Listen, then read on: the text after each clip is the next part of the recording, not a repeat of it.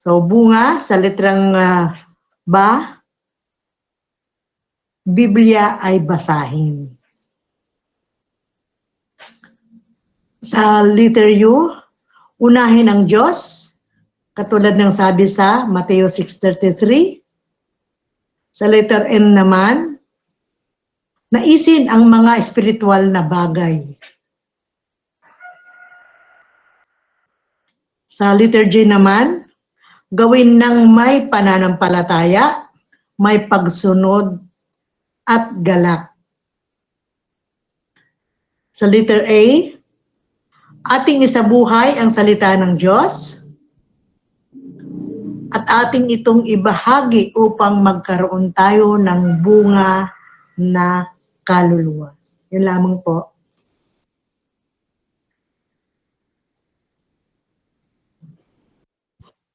Po, so maraming salamat, Sister Irene and Sister Nida.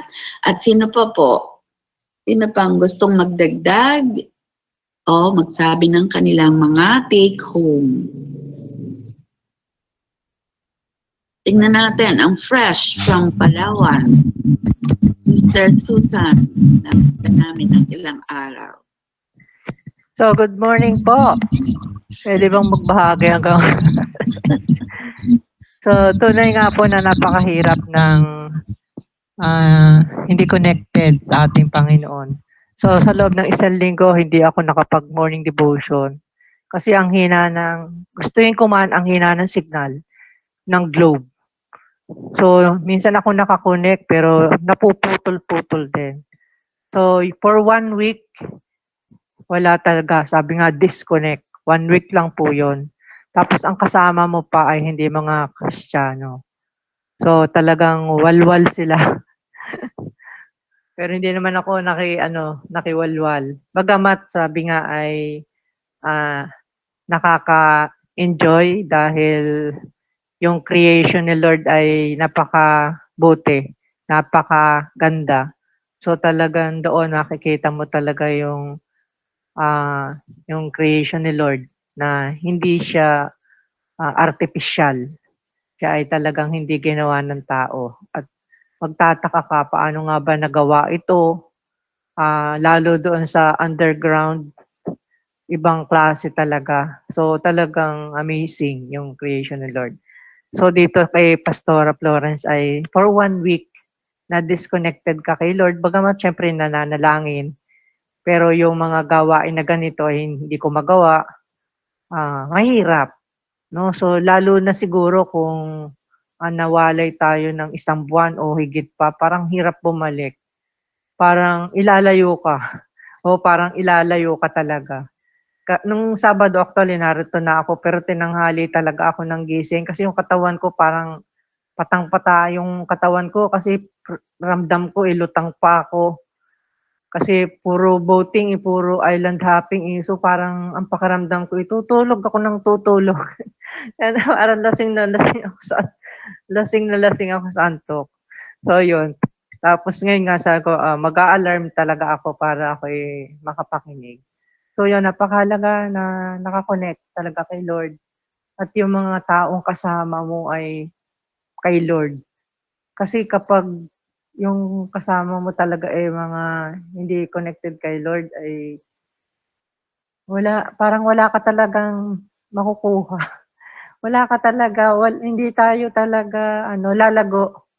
Hindi tayo lalago at talagang sabi ko nga pag ganito ang kasama mo, malalayo ka talaga kay Lord kasi iba talaga yung makamundo kasi yun nga minsan-minsan lang kulang naman din sila nakasama at yung pagkasama ko din naman doon sa Palawan ay parang price na rin sa akin, parang gift na rin ni Lord. Nilibre kasi ako ng kaibigan ko kasi kung ako wala akong pera na panggastos kasi malaki ang gastos kapag na ganyan. Pero pag sa sarili ko lang, hindi ako gagastos ng ganong halaga. So mula doon sa fare sa airplane, libre. Tapos yung gastos doon, kung may dalaman din ako, konti lang. Hindi kasing laki ng mga nagastos nila. So sabi ko, ito ay gift na rin siguro sa akin. Kaya ginarab ko naman din. Pero yun nga, talagang ang para ma-enjoy mo na lang, i-enjoy nakarating ka dun sa isang lugar na ang pinakita naman sa iyo doon ay yung great creation talaga ni Lord na napakabuti. And yun, parang pinakita uli sa akin, pinaramdam uli sa akin, ganito ang buhay na kay Kristo ka tapos bigla kang may mga nakasama na na hindi naman talaga kay Christ. Baka mas naniniwala naman sila kay Kristo pero yung mga gawain ay ibang-iba talaga. Sabi nga ni Sister Nimpa, "Ate, ba't hindi ka nakatupis?" Sabi ko, "Naanod." Hindi hindi carry. So so yun lang, mahirap po talaga na tayo ay disconnect kay Lord. Talagang, sabi nga ay mahirap mahirap, mahahawa ka talaga 'pag hindi ka talaga mahahawa ka sa kanilang mga gawain. So dahil nga tayo ay na kay Lord ay hindi ako papahawa, ayoko nung gano'n, hindi ako masaya. Walang joy, sabi nga walang joy. Yun lang po. Maraming salamat, Sister Susan. Ayan, mahirap talaga. No? Mahirap kasama sa hindi mananampalataya at baka mamay ikaw ngayon ang makuha. Hindi ka makakakuha. Okay po. At sino pa po? Let us have another one. Ayan, isa pa po. Bago tayo mag-pray. Sino Pwede pa? po. Sige po. Sino yun? Sister Mary. Yes. Po, ako'y napakaganda nga po. Po, Pastor Flores, napakaganda kanya pinahayag sa atin. At talaga pong para sa ating lahat, kailangan tayo ay magbunga. Ang akin pong acronym ay bunga. Nakagawa po ako ng bunga. Ng acronym, bunga. B, buhay natin ikapit. U, upang di tayo malayo. Nang sa ganon, N, gabay niya ay sa atin. A, araw-araw, oras-oras. Yan lang po. Salamat po.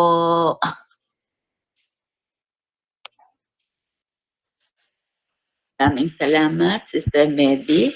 At sa tingin ko ay nakakatuwa ang lagi ngayon ni Sister Medi ang gumawa ng action.